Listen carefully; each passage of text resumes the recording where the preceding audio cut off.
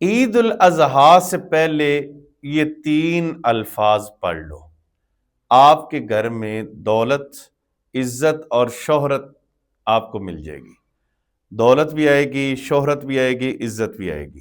یہ ساری چیزیں انسان کو چاہیے ہوتی ہے۔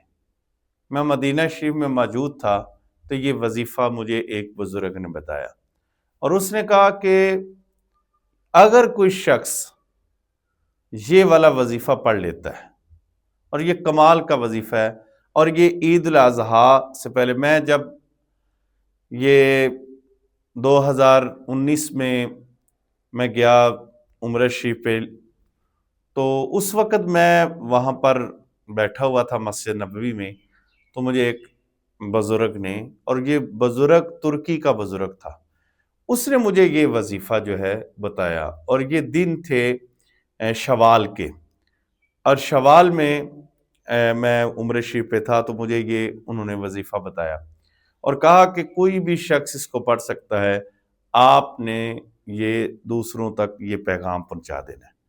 بڑا کمال کا وظیفہ ہے، بڑا کمال۔ عید الاضحیٰ سے پہلے کوئی بھی 3 دن، کوئی بھی، جیسے آج آپ شروع کر دیں 3 دن پڑھ لیں آپ نے، یا چاند نظر آنے کے بعد 3 دن پڑھ لیں، تو یہ کمال کا وظیفہ ہے۔ اگر آپ کو اس وظیفے کی اجازت چاہیے تو کمنٹس پہ آپ نے سبحان اللہ ضرور لکھنا ہے۔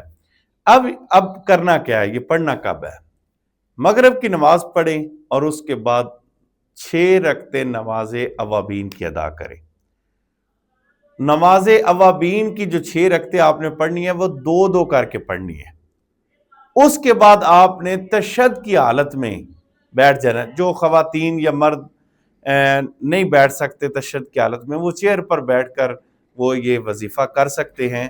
آپ کے بچے کے رزق میں کمی ہے، آپ کے رزق میں کمی ہے، گھر میں دولت نہیں آتی، گھر میں شہرت نہیں آتی، گھر میں معاملات بڑے سنجیدہ ہو چکے ہیں، مہنگائی زیادہ ہو چکی ہے، آپ کے اخراجات بہت کم ہیں، تو یہ وظیفہ آپ سب کے لیے ہے۔ تو کرنا کیا ہے؟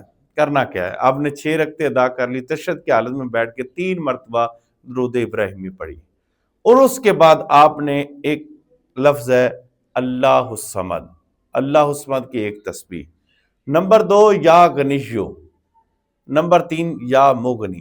یہ تینوں کو آپ نے علیحدہ علیحدہ تینوں کی ایک ایک تسبیح پڑھنی ہے، اور یہ 3 دن آپ نے عمل کرنا ہے۔ انشاءاللہ تعالی اللہ آپ کے رزق میں کبھی کمی نہیں لائے گا۔ آپ اس کو پڑھیں، اور چلتے پھرتے اٹھتے بیٹھتے درود پاک بھی پڑھتے رہا کریں، اور اللہ الصمد بھی پڑھتا رہا کریں، یا غنیو یا مغنی بھی پڑھا کریں۔